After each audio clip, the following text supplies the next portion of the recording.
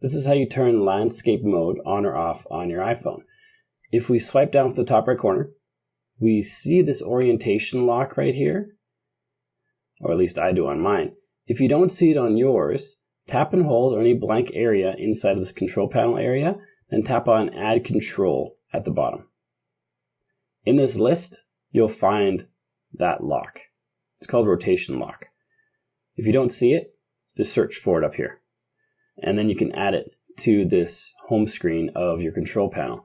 And when we turn this on, landscape mode is disabled, meaning you're required to stay in portrait mode.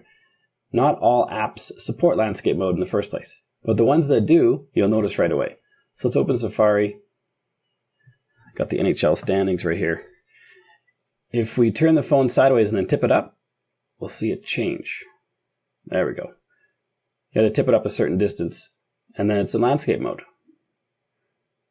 And then we turn it back to be this way, and then tip it, and now it goes back to portrait mode. When we lock the orientation, and we go sideways, and we tip it, it doesn't change orientation anymore. If you tip it and you're in landscape mode, and for whatever reason you're having trouble getting back to portrait mode, which is vertical, just open your control panel again in landscape mode, tap on this, the lock, and it's going to automatically go back to portrait mode and lock you in that position. So that's how we can turn landscape mode on and off on your iPhone.